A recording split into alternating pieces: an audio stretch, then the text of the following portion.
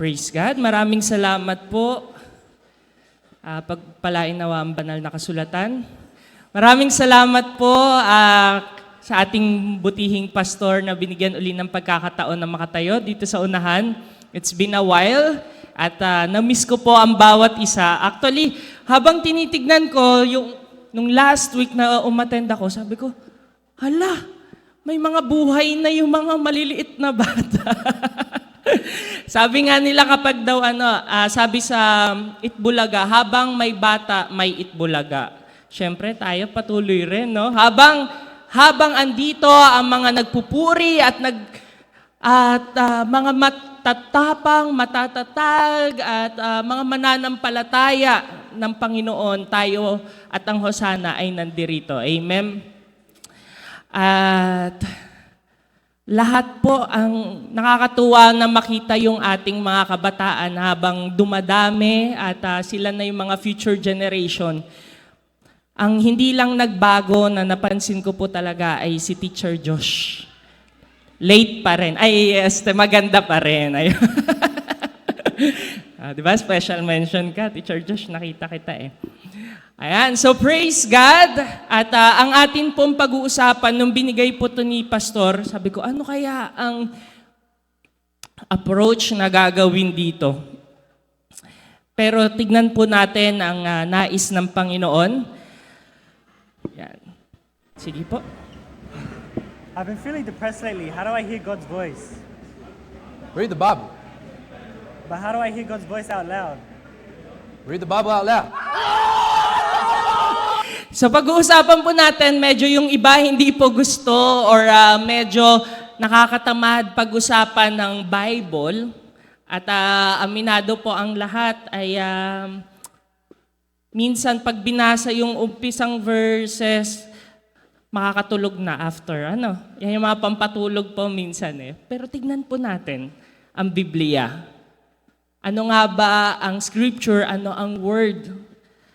At ano ang maitutulong nito para maging matatag tayo bilang mga Kristiyano? Tayo po'y manalangin. Panginoon, salamat po sa umagang ito. Maraming salamat po dahil naniniwala po kami na kayo po ang siyang mangunguna sa bawat isa. And Lord, we pray, O God, na ikaw po ang siyang mangusap ngayong oras na ito. Lord God, we ask for your presence, Lord. Be in our midst. Be the center of everything, Lord. Thank you, Lord, in Jesus' name. Amen! Ayan. Ang pag-uusapan po natin ay it's a very famous na book, ang Bible. From the Greek word biblion, sinabi po, which means book. Pero I prefer to call it the Greek word tabiblia, na tabiblia means the books or the book of books. Why? Dahil po ang Bible ay libro ng mga libro. Ang dami pong nasa Bible, iba't ibang libro po ang nasa Bible. And we are familiar that it is divided with the Old Testament and New Testament. Under the Old Testament, makikita natin dyan yung Pentateuch. If you have your Bible with you, pakitaas po ang inyong mga Bible. Ayan. Sa mga may cellphone with the Bible, pakibukas po ang Bible sa cellphone lang. Yan, wag sa Facebook. Ibang book yun.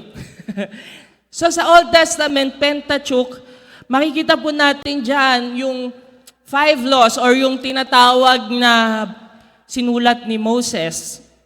Sa Genesis, Exodus, Leviticus, Numbers, and Deuteronomy. Yan, makikita nyo po. Pag tinignan nyo po yung table of contents, ayan, dyan, may mga guide po kayo. Yung historical books naman po, makikita nyo po yan. Joshua hanggang Esther, makikita nyo po dyan yung historical books. At yung writings or wisdom, makikita nyo yan from Job hanggang sa awit ni Solomon. Yan, or Song of Songs, or Song of Solomon. Tapos pa makikita natin yung Book of Prophets, which is divided with the minor and major prophets from Isaiah hanggang Malakias. Ayan. Ganyan po dinivide At alam nyo po, Old Testament pa lang yan. Sa New Testament, makikita natin ang Gospel from Matthew, Mark, Luke, and John. Historical book na ang Acts, ayan, meron ring history. At makikita po natin yung epistles, yung Pauline, yung sinulat po ni Paul, at yung mga general epistles, simula po yan sa Romans hanggang Philemon, yan po yung Pauline epistle, yung sinulat ni Paul, and Hebrew hanggang sa Judas po, makikita po natin ng general epistles, at meron ring prophetic o yung apocalyptic book, which is yung pahayag o revelations. Ayun, ganyan pala dinivide. At alam nyo po, dahil sa Bible, sino po dyan nagbabasa ng pocketbook noon? Siyempre, yung mga bata, baka hindi na nila alam yung pocketbook. Baka alam na nila yung mga Wattpad or kung ano pa. Baka luma na nga rin yung Wattpad. Ayan, ang may alam po si Vec sa mga ganyan. Alam niyo po, yan, kung mahilig kayo sa mga, sa mga pocketbook, ayan, basahin niyo yung book ni Ruth. Or baka gusto niyo makita yung women empowerment. Ayan, basahin niyo kay Esther, no? Kapag gusto niyo makita ang buhay ni Jesus, ayan, basahin niyo yung gospel. Gusto niyo ng history. Alam niyo po, kung nasan ako ngayon sa Malta, yan, makikita niyo rin yung Acts. Alam, may Malta pala doon. O, di ba? Napakaganda po ng Bible kasi kung gusto mo ng something to strengthen you, read the Bible. It will help you. Ngayon, kapag binasa po natin yung 1 Corinthians chapter 15, we have the interpretation of the resurrection, but also we can see the importance of the scripture. Ayan, pakisabi po sa katabi nyo, kapatid, huwag kang matutulog.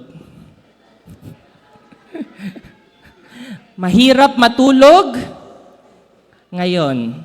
Baka hindi ma-receive ang blessing. Kapag tulog, andyan na pala, uy, hindi mo nakuha tuloy. Okay? So gising pa po. Amen! God is good. All the time. Amen. Sabi nga, God is good. Grabe. Ayan. Grabe kasi ang kabutihan ng Panginoon. Amen. God is good. Grabe. Parang hindi ako naniniwala. Parang, grabe. Parang kapag sinabing grabe, grabe talaga eh. God is good. Ay, parang hindi ito rin eh. Parang ayaw ko talagang maniwala. Siguro meron pa po kayong mga bit-bit ngayon at ayaw nyo pa pong ilabas-labas lahat. God is good! Ay, walang palakpak pa eh. God is good! Amen! Grabe ang kabutihan ng Panginoon. As we read 1 Corinthians chapter 15 verse 1, sabi doon, Now brothers and sisters, I want to remind you of the gospel I preached to you, which you received and on which you have taken your stand.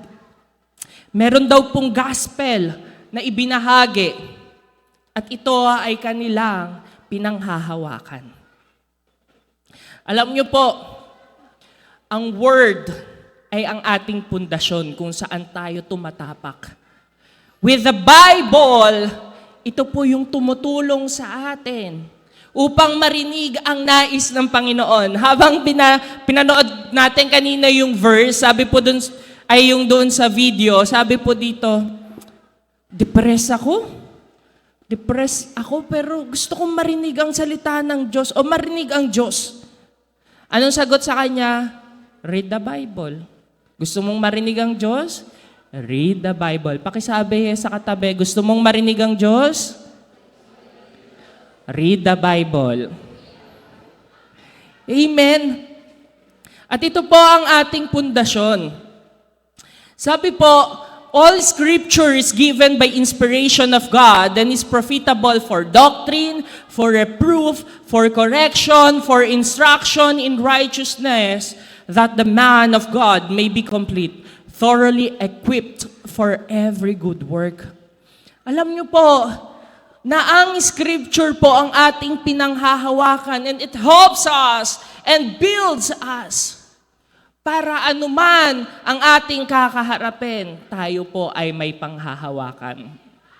Alam niyo po sa Bible, yan po yung naging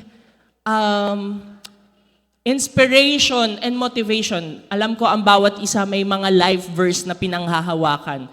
At every time na may haharapin, alam nyo yung may panghahawakan ka. When you have exam, anong panghahawakan mo? James chapter 1 verse 5, lagi ko sinasabi yan.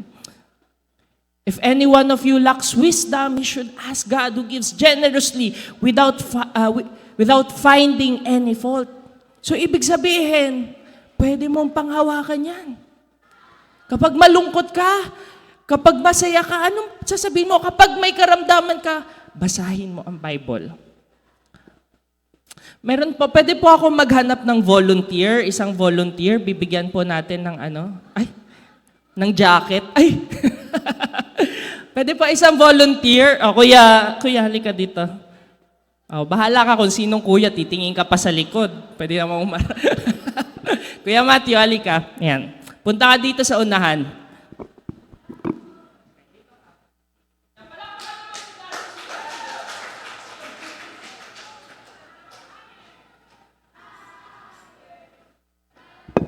Yan, galing po ito po ay sa Malta. Ay, dyan pala. Ito po ay kailangan ng palitan. Hanap po kami ng sponsor ng orasan. Kuya Matthew, ganito lang ang gagawin mo. May ibibigay ako sa'yo at hahawakan mo lang. Okay? Sige.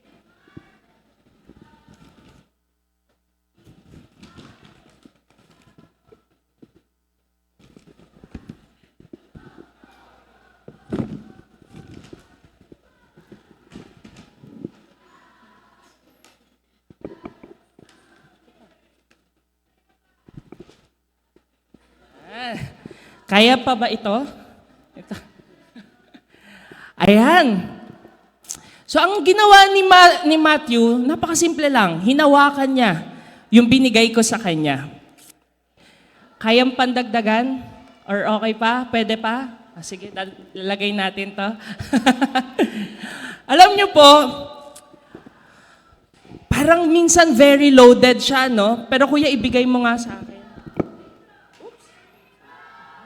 Ang hirap niya ng hawakan yung mga bagay-bagay. Pero pwede niya lagay.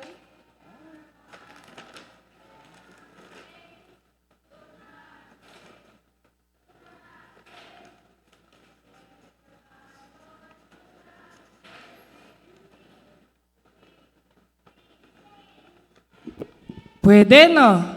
Ito, hindi na mahuhulog kung ano yung hahawakan niya. Amen? Sige, maraming salamat po. Palakpakan po natin si Kuya Matthew. Kuya, pakidala na ulit doon. Alam niyo po, there are times na yung mga bagay-bagay po, or yung mga, sabi niyo, ano kayang ginawa nila? Para naman kung ano lang ginawa nila, no? Pero there are times na kapag ibinigay sa'yo, hindi mo alam kung papaano ihahandle, saan mo gagawin, or saan mo siya ilalagay, papaano mo siya ikikip kasi nagugulat ka, dumadating eh. Pero kung alam mo kung papaano mo siya isisinop, papaano mo siya hahawakan, o papaano mo siya dadalhin, magiging madali. Alam niyo po, ang Bible is parang ganyan. May pagsubok na dumating. Okay, may sakit. Okay, may problema. Okay, may exam. Walang trabaho, etc. Binigay. Ano na nangyayari? Parang feeling natin, magugunaw na ang mundo. Hindi natin alam i-handle. Pero through the Word, if we know the Word, minsan, kahit mahirap, alam na natin i-handle because we know na meron tayong panghahawakang Pangako niya, may panghahawakan tayong salita niya. Mga kapatid, makikita po natin sa Bible sa kanyang salita, ang nais niya para sa atin. Sabi po sa Matthew chapter 7, 24 to 27, "Therefore, whoever hears the sayings of mine and does them, I will liken him to a wise man who built his house on the rock. And the rain descended, the floods came, and the winds blew and beat on that house, and it did not fall. For it was founded on the rock.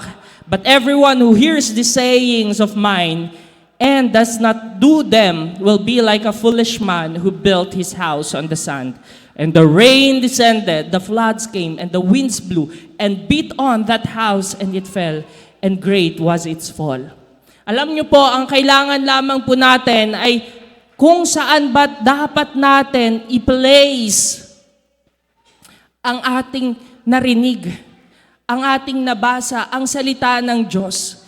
Papaano? It should be firm. We should put it, or the house on the rock.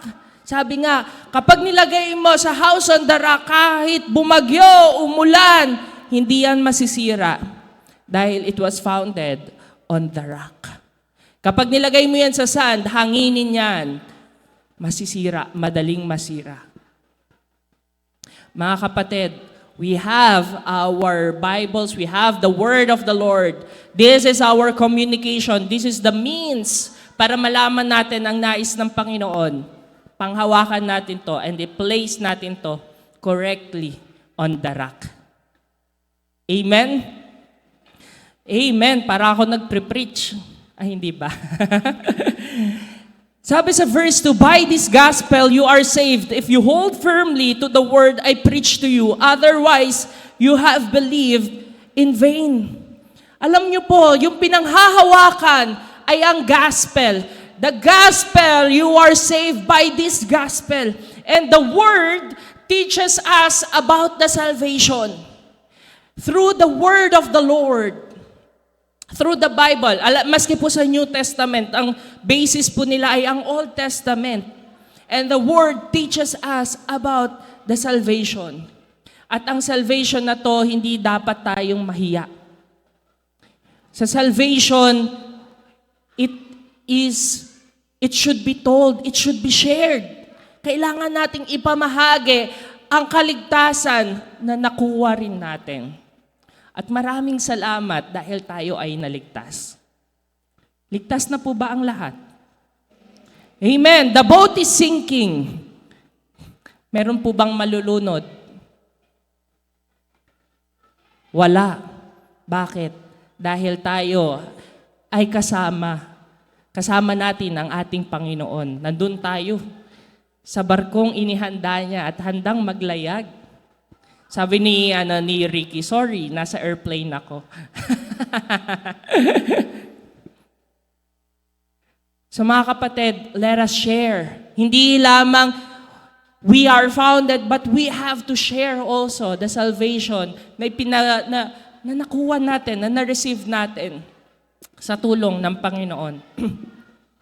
Sabi dito, "For what I received, I passed on to you." Ibinahagi as of a first importance that Christ died for our sins according to the Scriptures, that He was buried, that He was raised on the third day according to the Scriptures. Naging pundasyon nila ang Scripture. At sinabi, si Christ namatay, pero hindi lang siya namatay. Hindi lang siya na-bury, but He was raised. Nabuhay siyang muli. Pakisabi, ang Diyos ko ay buhay. Amen? Buhay na buhay.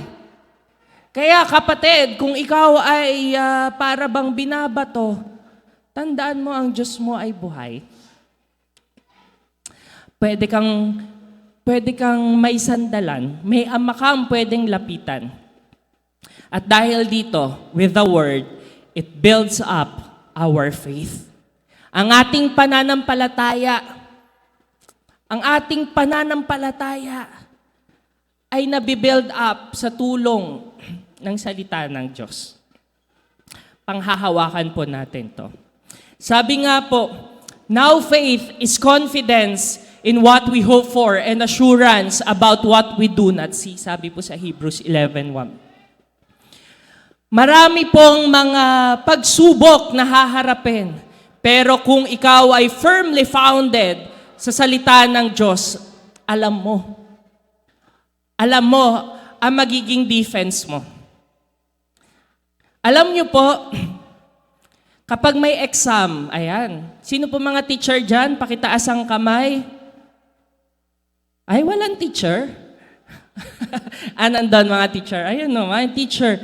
Sige po, pakitaas ang mga teacher. Ayan. Kapag po may mga exam, ano pong nangyayari? Yung teacher maingay ba at nagbibigay ng sagot? Hindi na, tahimik lang. At ang mga estudyante po, sumasagot. Tama? At ang sinasagot po nila ay yung naituro. Tama? At ang naituro po ay nandito. Alam mong sagutin ang mga trials ng buhay, ang mga pagsubok ng buhay, kung alam mo ang nandirito. Sabi nila, papaano mo malalaman ang will ng Panginoon? Magbasa ka. Alamin, malalaman mo. Sometimes, minsan sabi mo, Lord, pag nanalangin ako, ibibigay mo. Yun ba? Yun nga lang ba ang nandun? Kung malinaw at nabasa natin ang nandito sa Bible, sabi niya, Lord, nawa po ay ma-promote ako, kaya alisin mo na po siya. Tanggalin mo na po yung boss ko para ako na po pumalit. Yun ba ang will ng Panginoon? Basahin mo ang Biblia. Ano ang nais ng Panginoon? Always the best. But hindi nais ng Diyos ang makaharm. Kaya makikita po natin, from the Word, ito yung magiging pundasyon natin. At ang pundasyon natin, it will result to salvation. It will teach us about salvation. And it will build our faith. And you know, when our faith is built up, ayun, ito ang gusto ng marami. Ito lang, minsan. Blessings. But you know, that's good na if you remain faithful sa Panginoon, blessings will come. Sabi sa Joshua chapter 1 verse 8, keep this book of the law always on your lips. Meditate on it day and night so that you may be careful to do everything written in it. Then you will be prosperous and successful. Yung iba ang nakikita lang dyan minsan yung you will be prosperous and successful. Pero tignan po natin dito, kailangan po nating i-keep ang book of the law. I-abide in His Word. Abide in His Word and it will bring us guidance and blessing. Nakalagay po dyan, so that you may be careful to do everything written in it. Ibig sabihin may guidance, hindi yung blessing sa agad lang. Ibig sabihin, so habang naglalakad ka, okay, alam mo, diretso ka. Okay, diretso ka, kakaliwa ka, kakanan ka, diretso ka. May guide. Hindi siya yung, okay, lakad ka lang, kunin mo blessings. No, you have to keep it. You have to abide in His Word. Kaya ito yung isa sa mga favorite ko. Sabi po, sa John chapter 15 verse 7, if you abide in me and my words abide in you, you will ask what you desire and it shall be done for you. Hindi ko hina-highlight yung you will ask what you desire, but ang gusto ko i-highlight is that if you abide, at alam mo ang salita ng Diyos, if you abide sa Panginoon at ang salita niya ay nag-a-abide sa'yo, you can ask what you desire at ibibigay niya sa'yo. Why sinabi yon? Kasi yung magiging desire mo ay ang kalooban na ng Panginoon. Ang will ng Panginoon, yung masusunod. Kasi minsan po nakakalungkot, ang gusto po natin ay si God ay maging genie. Alam niyo, yung gusto ko, ibigay mo. Instantly. Meron daw po isang babae, nakita niya merong lampara. Di ba, sikat yung sa Aladdin, no? Kinuha niya yung lampara, hinimas-himas niya, hala, may lumabas ngang genie. Tapos sabi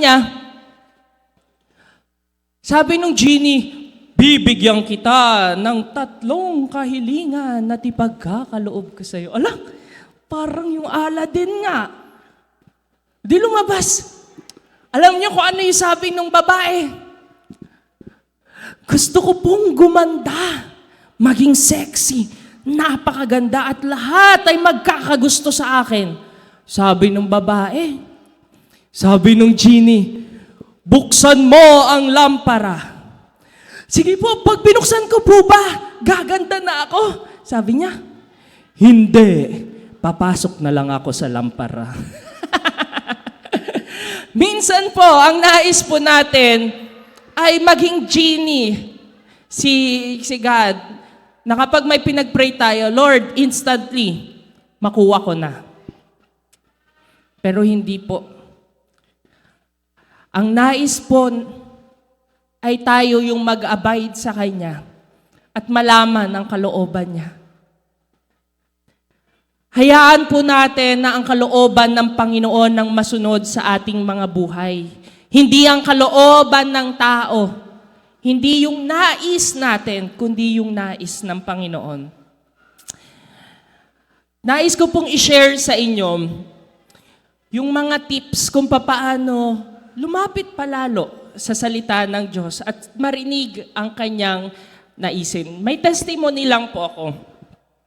Alam niyo po, I started reading the whole Bible, isang buo, way back 2014. Ito po yung kakagraduate ko lang. Alam niyo po kung bakit po ako nagbasa ng Bible? Ang motivation ko po ay magbo-board exam ako. Sabi ko, baka kapag mabasa ko yung Bible, ipasa ako ni Lord. Sipag ko noon. Talagang walang mintis ang devotion. Yun yung yun yung naging motivation ko para mabasa ang Bible. At praise God, nabasa ko naman po ang Bible. At hanggang ngayon ay binabasa ko po ang Bible. So every year, I'm trying to read the Bible. Minsan, mag-iiba-iba ako ng, kunyari NIV ngayon, next year ay New King James Version, ESV. So para matry kong mabasa yung Bible na iba-iba. So ngayon, binasa ko ang Bible. Sinasabi ko po bang mali? Mali yung motivation ko. But it helped me how to start reading the Bible. Ngayon po, papaano po ba tayo mag-draw near to the Word? First, we have to listen carefully to the voice of God on a daily basis. So yung technique ko po na i-share sa inyo, posibleng hindi tayo pare-pareho, no? Pero ibibigay ko lang po, baka sakali. So isang way I started is I have a daily bread. Tapos meron doon yung Bible in 1 year. So yung Old Testament, babasahin ko in the morning or in the evening kung ano yung mas marami akong oras. Tapos, yung New Testament, doon naman sa gabi. Or the other way around. So ganun po yung gagawin ko. So Old Testament, then New Testament. So ganun po babasahin ko. For example, ayan po, how to start. Ito po yung starter pack or starter tip. Kung kayo po, sino po dito nagbabas at malayo ang kanilang work? Wala, ayan. Lahat may sasakyan. Ay, de joke lang. Lahat may malapit lang ang work. Sana all. Ayan, ayun, malayo. Try nyo po, syempre, kung hindi nyo po kaya yung Bible, meron na pong digital. Sa cellphone, basahin nyo po. Kunyari, Matthew chapter 1, buong Matthew chapter 1, basahin nyo po. Habang nasa bus po kayo. Pagbalik, basahin nyo rin po.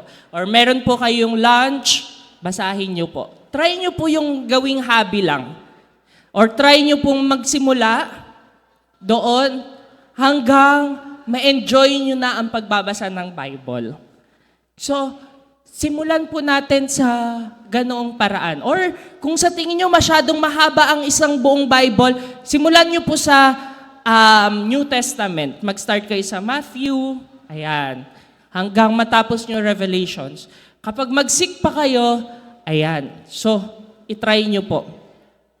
Ngayon, sasabihin nyo, Dwight, busy ako. Ito po, modesty aside, hindi po ako nakikipag-compare. Pero ako po, ito po ay modesty aside po, no? Para lang po, wala po kayong maging excuse. Ako po ay nag-aaral ngayon ng master sa World Mission at nagdo-doctorate po ako ngayon. Tapos, may full-time po ako at may mga part-time jobs po ako. So, hindi ko po sinasabi na busy ako, pero ang gusto ko po sabihin sa inyo ay may time pa rin. Pwede kayong magkaroon ng time para magbasa ng Bible. Amen? Amen?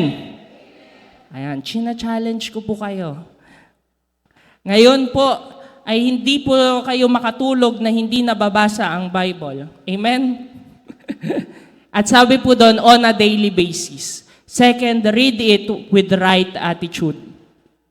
Bago ka magbasa ng Bible, pray ka muna, Lord, nawa po ay maunawaan ko.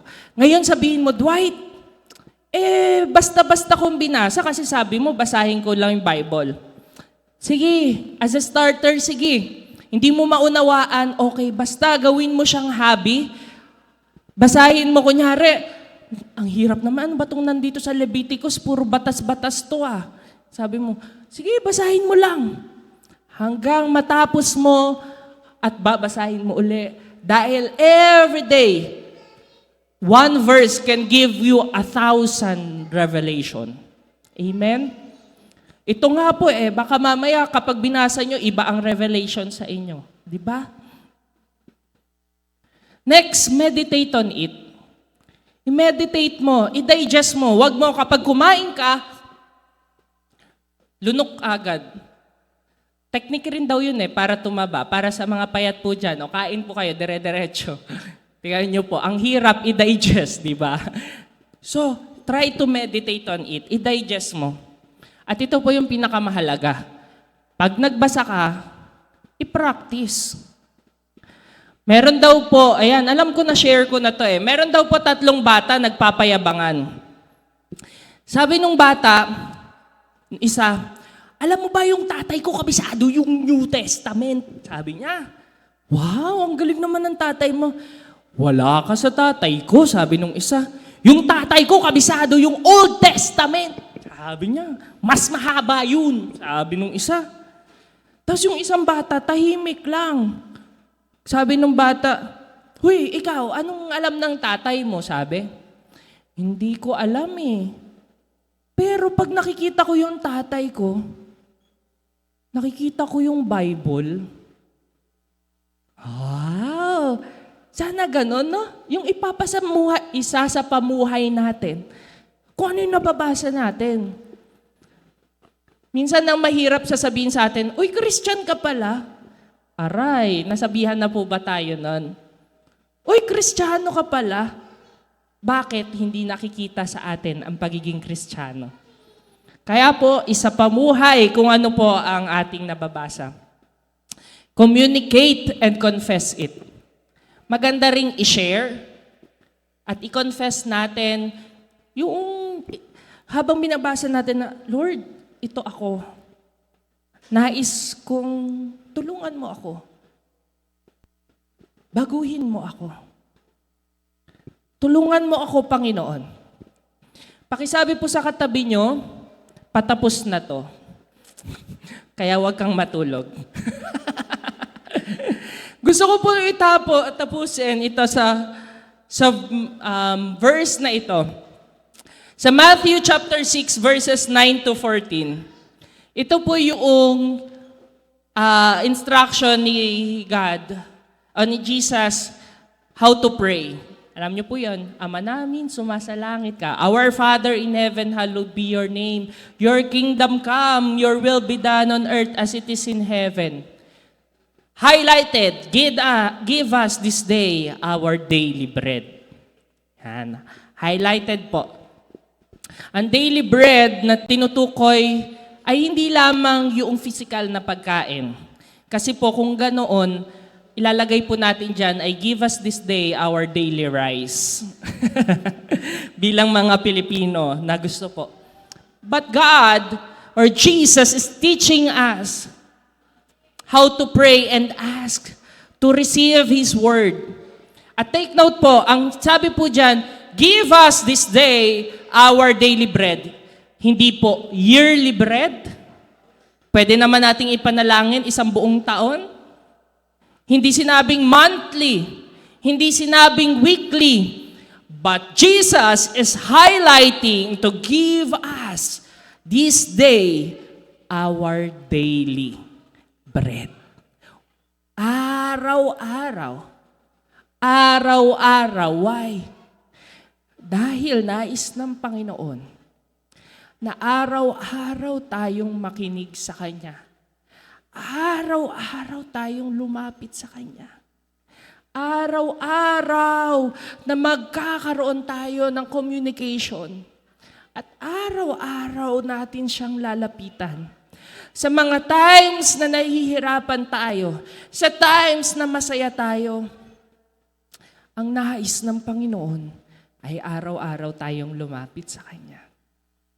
Mga kapatid, mahirap, pero hindi naging mahirap ang sakripisyo ng Panginoong Hesus na ibinigay niya ang kanyang bugtong na anak para sa iyo, para sa akin, para sa ating lahat. Kaya mga kapatid, for us to be firm with our faith, upang maging matatag, alamin natin ang nandirito. At makikita natin ang nais ng Panginoon. Amen? Amen. God is good? God is good. Grabe! Hallelujah! Palakpakan po natin ang Panginoon.